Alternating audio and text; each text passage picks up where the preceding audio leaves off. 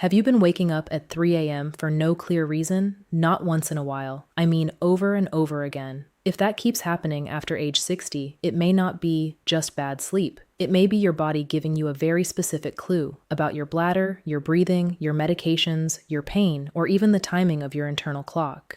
I'm Dr. Claire Bennett, and today I want to walk you through why so many adults over 60 wake up around 3 a.m., what is common, what is not, and what your body may be trying to tell you before the problem gets worse. Let's go straight into it. First, I want to say something that often surprises people. Waking up once in the night is not automatically a sign that something is wrong. As we get older, sleep often becomes lighter. Many older adults get sleepy earlier in the evening, fall asleep earlier, and also wake earlier in the morning. That means a person who used to sleep deeply from 11 p.m. to 7 a.m. may now fall asleep at 9:30 or 10, then find themselves wide awake at 3 a.m. or 4 a.m. So sometimes 3 a.m. waking is partly a timing issue. But here is the important part. If you wake at 3 a.m. and feel rested, calm, and able to return to sleep or start your day without problems, that is very different from waking at 3 a.m., feeling anxious, uncomfortable, sweaty, short of breath, in pain, or needing to rush to the bathroom.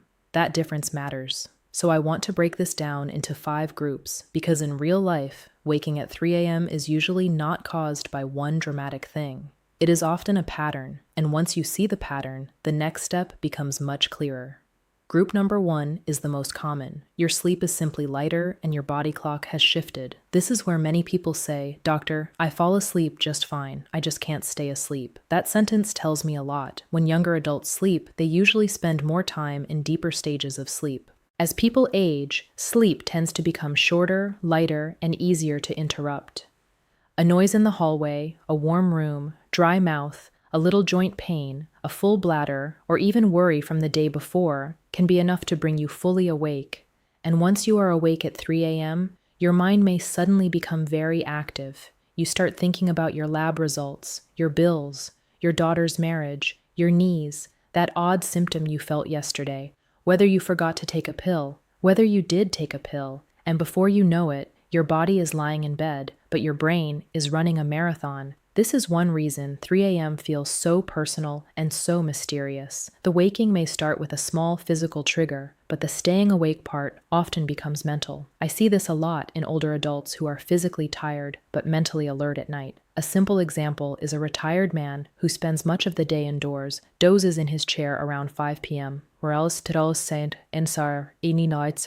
falls asleep in front of the television at 8, moves to bed at 9:30, and then wakes up at 3 in the morning wondering what is wrong with him. Very often, nothing dramatic is wrong. His sleep pressure has weakened, his body clock has moved earlier, his evening nap has stolen part of his night, and the 3 a.m. waking is the result. That is frustrating, but it is also useful because it means the fix may begin with routine, light exposure, movement, and timing, not with fear. If this sounds like you, ask yourself 4 simple questions. Did I start going to bed earlier over the last few years? Do I nap late in the day? Do I spend too much time in bed awake? Do I get enough daylight and activity during the day? Those questions are more important than most people realize, because many older adults do not actually have a sleep disease. They have a sleep schedule that slowly drifted, plus a lighter sleep system that no longer forgives small mistakes. Now, let's move to group number 2, and this is a very big one. The bathroom. If you wake up at 3 a.m. and the first thing you think is, "I have to urinate," that is a different story. This is called nocturia, which simply means waking up at night to pass urine. And yes, it becomes more common with age. One nighttime bathroom trip may be normal for many older adults, but repeated waking to urinate is not something you should brush off, especially if it is new, getting worse, or affecting your energy, balance, and mood during the day. Why does this happen? There are several reasons. 1, your body may be making too much urine at night. 2, your bladder may be more sensitive or less able to hold urine comfortably. 3, something may be blocking normal urine flow, especially in men with an enlarged prostate. 4, another condition such as diabetes, heart or kidney issues, sleep apnea, swelling in the legs, or a bladder problem may be pushing the pattern. Let me make that more practical. Some older adults notice their ankles are puffy in the evening. Then they lie down at night, That fluid shifts back into the bloodstream, the kidneys filter it, and the bladder fills. So the night becomes the time when the body catches up on fluid removal. That person may say, I don't even drink that much before bed. Why am I up twice or 3 times? And the answer is not always what they drank at 8 p.m. Sometimes it is what their body stored in the legs all afternoon. In men, prostate enlargement is another very common reason. The bladder works harder, empties less efficiently, and the urge to go becomes more frequent both day and night. These men often tell me, it's not just once, it's small amounts, again and again. That pattern matters. In women, overactive bladder, pelvic floor changes, urinary urgency, or irritation can also play a major role. And in both men and women, diabetes can show up with more thirst and more urination, including at night. This is where I want to slow down and be very clear. Many people assume all nighttime urination is just age. It is not. Age can contribute, yes. But age should never be used as a blanket explanation for a pattern that is worsening, disturbing sleep, causing falls, or arriving with other symptoms. Please pay attention if your 3 a.m. waking comes with any of these. Burning when you urinate, blood in the urine, pelvic pain, new swelling in the legs, strong thirst, unexpected weight loss, daytime urgency, leaking, or a feeling that your bladder never empties well. Those are not details to ignore. And there is one more important point. Sometimes people think the bladder is the main problem, but the bladder is only the messenger. For example, untreated sleep apnea can cause repeated nighttime waking, and once the person is awake, they realize they need the bathroom. So they assume urine is the cause, when in fact, the breathing problem woke them first. That is why pattern recognition matters so much. Now, group number 3, medications, supplements, and evening habits. This group is missed all the time. I have seen older adults go through weeks of miserable sleep without realizing the problem started soon after a medication change, a new over-the-counter pill, or a harmless-looking bedtime routine. The most obvious example is a diuretic, sometimes called a water pill. If a water pill is taken too late in the day, the bladder will not politely wait until morning. That may turn midnight, 2 a.m., and 3 a.m. into bathroom alarms.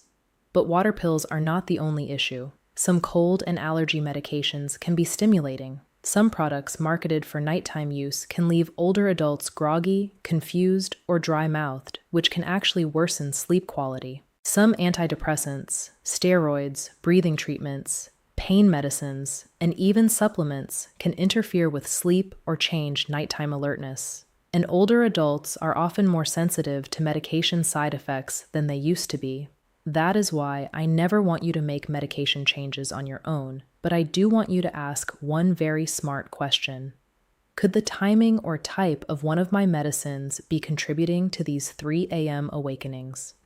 That question can save a lot of suffering. Alcohol is another common trap. A small drink in the evening may make a person feel sleepy at first, but alcohol can fragment sleep later in the night. So the person says, I fall asleep fine, I just wake up at 3. That is classic. Caffeine can do the same in a different way. Some people tell me, but doctor, I only have coffee in the afternoon. For a sensitive older adult, that may still be late enough to affect nighttime sleep. The same goes for strong tea, cola, energy drinks, and sometimes even chocolate in the evening. Then there is the heavy late meal. If you eat a large dinner too late, especially with reflux, bloating, or indigestion, your body may not settle well into sleep. Some people do not wake with obvious heartburn. They just wake uncomfortable, restless, or slightly nauseated around the same time every night. One woman I once cared for kept waking between 2:30 and 3:30 almost every night. She was certain it was anxiety, but when we looked closely, the pattern was strongest on nights when she ate late, watched television in bed, and took a decongestant for sinus pressure. There was not one villain. There were 3 smaller ones working together. That is extremely common in later life. Now, group number 4, hidden sleep disorders. This is the group I worry people underestimate.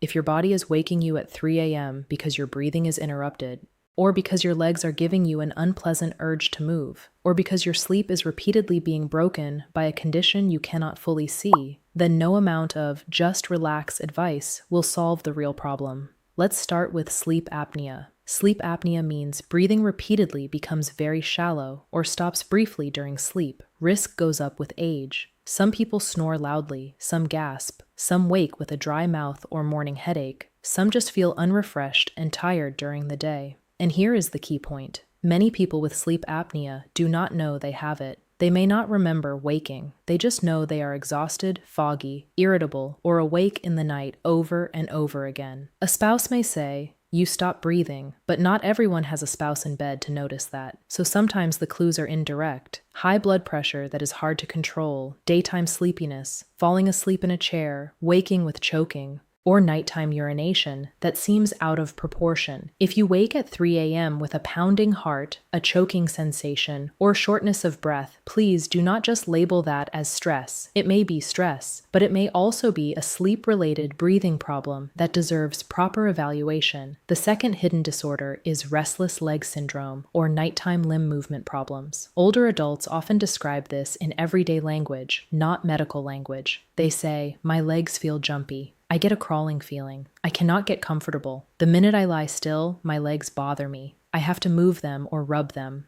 That kind of sensation can delay sleep, but it can also wake a person in the middle of the night and make it hard to settle again. And then there is pain. Pain is not always dramatic. Sometimes it is shoulder pain when rolling over, sometimes hip pain, sometimes back stiffness, sometimes tingling feet, sometimes arthritis in the hands that becomes more noticeable when everything gets quiet at night. Pain can be the spark that wakes you, and once you are awake, your bladder, thoughts, and breathing sensations all become more noticeable. That is why older adults often say, "It's everything." And honestly, that is not wrong. Night waking is often a layered problem. Now group number 5, your emotional state, blood sugar, and the messages your nervous system sends in the dark. This is the most personal group, and many people do not like talking about it, but I want to be gentle and direct. Loneliness wakes people up. Grief wakes people up. Low-grade depression wakes people up. Worry wakes people up. A body that feels unsafe or unsettled often wakes too early and too fully. Older adults may tell me, "I don't feel depressed," and sometimes that is true, but when we talk longer, they admit they have lost interest in things, feel heavier inside, cry more easily, or feel dread in the early morning hours. That matters.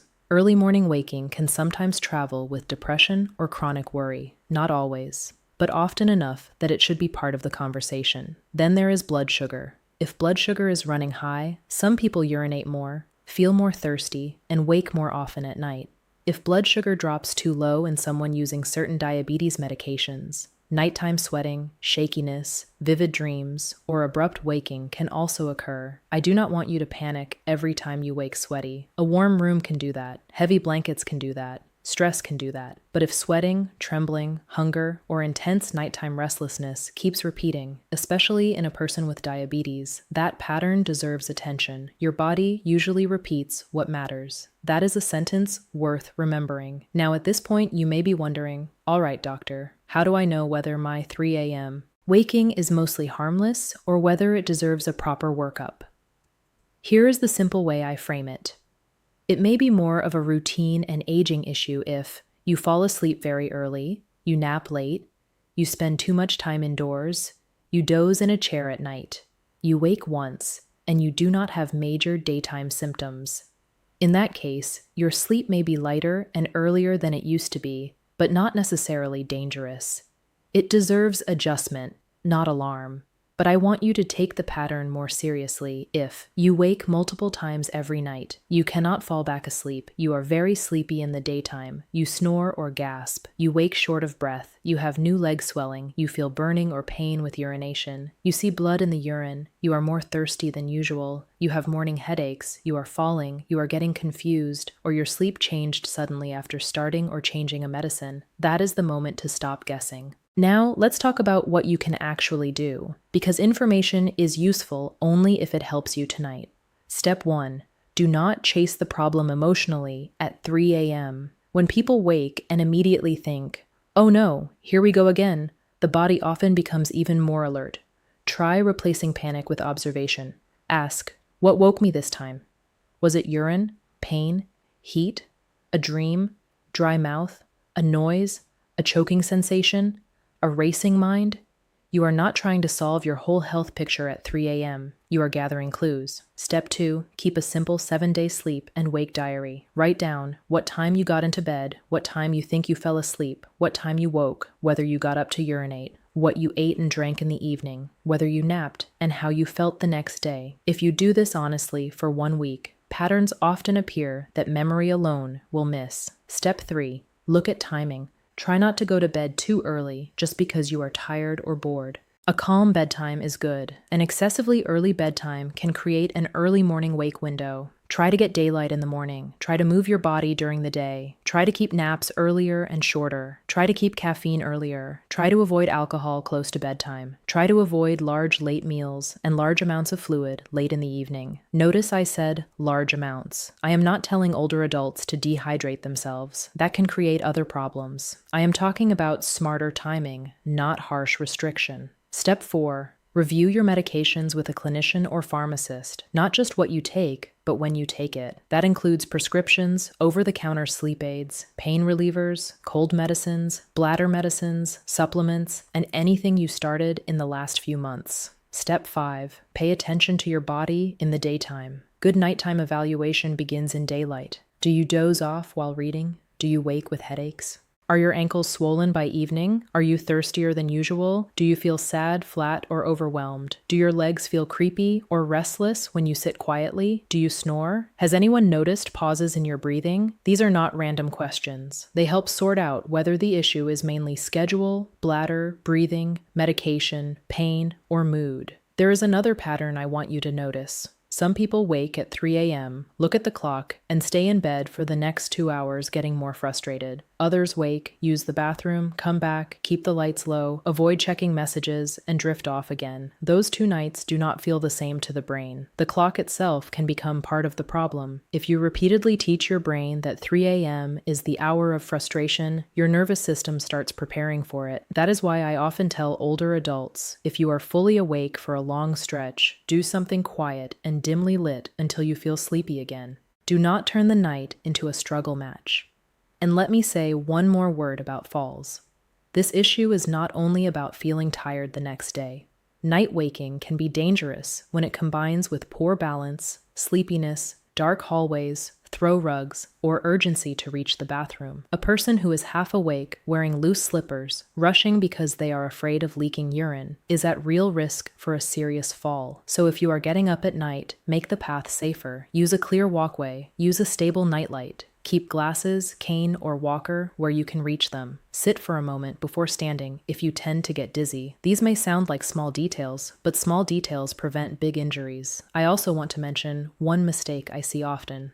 A person wakes early, then starts spending more and more time in bed trying to catch up. They go to bed earlier, sleep later, nap more, rest more, and move less. It feels logical, but it can quietly weaken nighttime sleep even further. Sleep likes rhythm. The body likes signals. Morning light, daytime activity, regular meals, and a reasonably steady sleep-wake schedule all help tell the brain when to be awake and when to power down. That is why the solution is not always more time in bed. Sometimes the solution is better structure outside the bed. And if you live alone, please do not dismiss your own symptoms simply because nobody is there to witness them. People who live alone are less likely to be told that they snore, gasp, kick, talk in sleep, or stop breathing.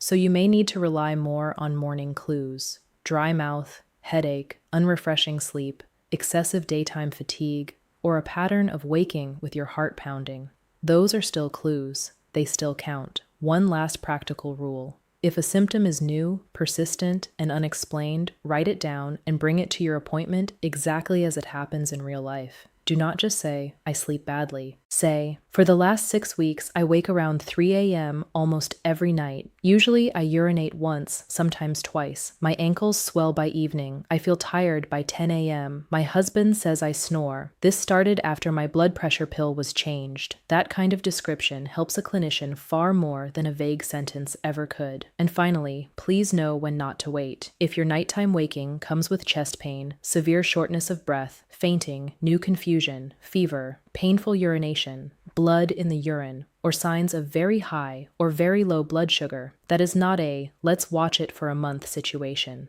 That deserves medical attention sooner. So let me leave you with the main message I most want you to remember. Waking up at 3 a.m. after age 60 is common, but common does not always mean trivial. Sometimes it is a lighter sleep pattern and an earlier body clock. Sometimes it is your bladder. Sometimes it is your medicines. Sometimes it is hidden sleep apnea. Sometimes it is pain, mood, blood sugar, or several small things piling on at once. The goal is not to be frightened by the symptom. The goal is to become curious enough to decode it, because the body is often more consistent than it first appears. And once you stop calling it just one of those things, you can often find a safer, calmer, more specific answer. If this has been happening to you, do not just ask, how do I force myself back to sleep? Also ask, why is my body waking me at this hour? That question is where good care begins, and sometimes it is the question that prevents months of exhaustion, a bad fall on the way to the bathroom, or a missed diagnosis hiding behind a very ordinary-looking symptom. Take care of yourself, pay attention to the pattern, and if your nights have been trying to tell you something, please listen.